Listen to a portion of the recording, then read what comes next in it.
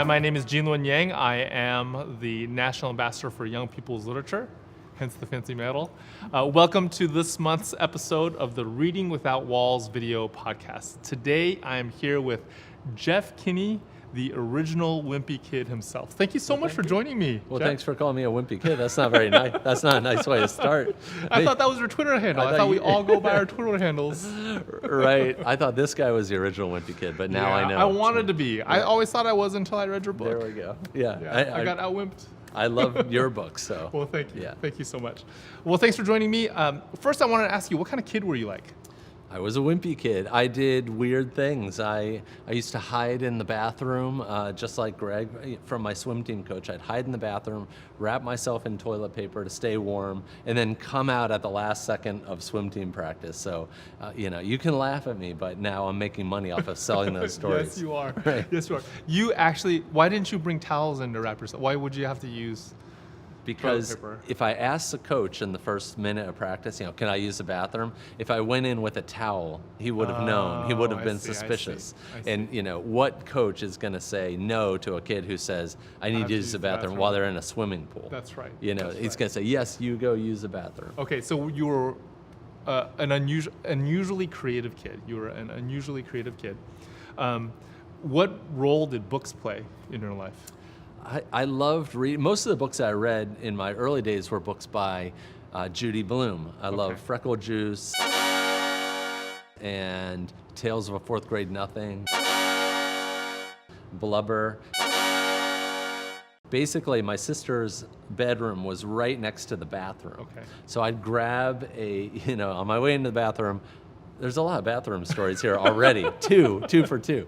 I'd grab one of her books. I'd read it in the bathroom. Okay. And so eventually I discovered my own reading, my own books. And those were fantasy books like The Hobbit and Lord of the Rings and books like that. Were you into Piers Anthony? I was. Wow, that's weird. I haven't really met anybody that liked Piers Anthony. I love the Xanth novels. Xanth.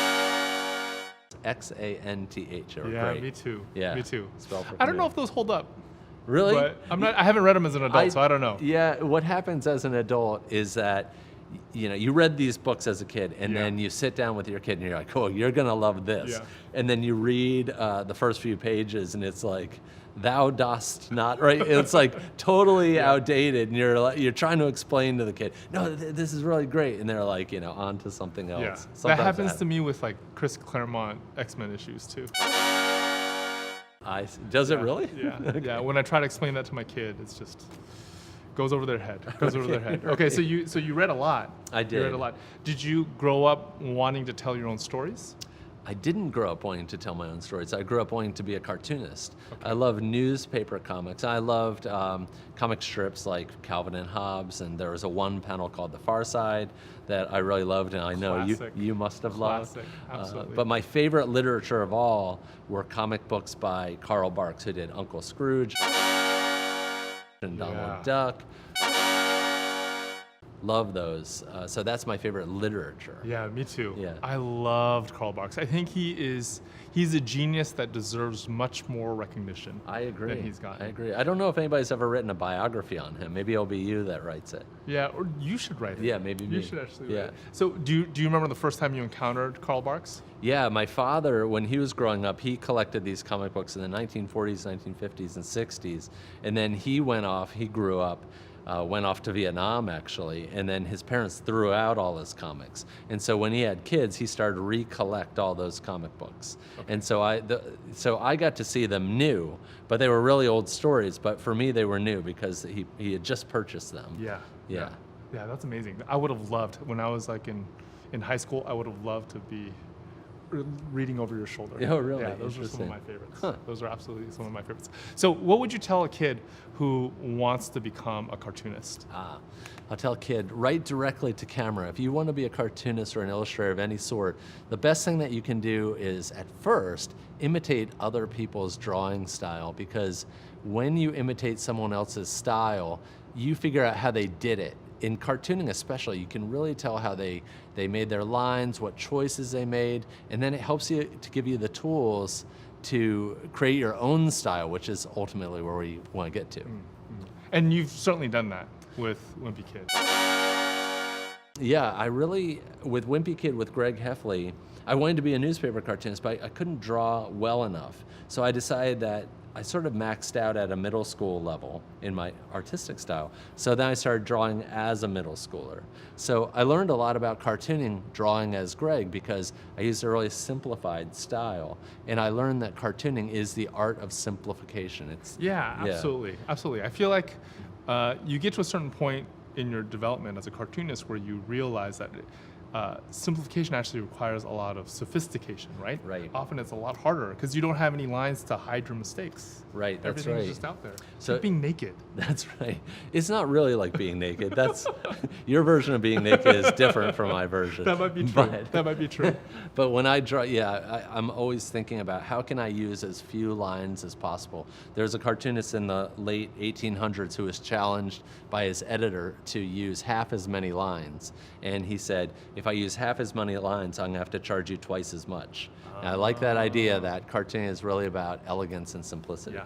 Yeah. How do you make the decision of between words and pictures? Like when you want to say something in your Yeah. story, how do you decide whether you're going to do it with the pictures or with the words? Well, cartooning is all about rhythm. So cartooning is, especially in the kind of cartooning that I'm doing, which is text and pictures. So the text is set up, and then payoff. So payoff with the drawing. So I try to pay things off and make you laugh with the drawing. Okay. That's great. That's great. I'm going to use that. Okay, I'm good. stealing that advice from All my own right, stuff. excellent. What sort of stuff are you reading now? I am reading, I really read nonfiction books for adults, usually books that help me to think differently and to think better, more efficiently. I love Malcolm Gladwell books that really make you see the world from a different viewpoint. That's actually something that I like about your Reading Without Walls idea, is that to step into somebody else's shoes, I think is really powerful. It helps you understand other people. And empathy is what it really teaches you. It teaches you to appreciate other people and where they came from. And so I think the best thing that we can do for kids is to give them books that teach them empathy. Yeah, I agree. Do you have a title that you want to recommend? A title that I want to recommend for kids. I like a wordless book called The Arrival. We talked about it earlier today. It's amazing. I probably shouldn't recommend a wordless graphic novel, but It's it's a still great reading. book. It doesn't matter. It is Still reading. reading. It tells you a story that is very powerful. It's about immigration, but it's done in this kind of alien landscape. It's incredible. Yeah, I would recommend anything by that author. Anything by Sean Tan. He's a brilliant storyteller. It is, yeah.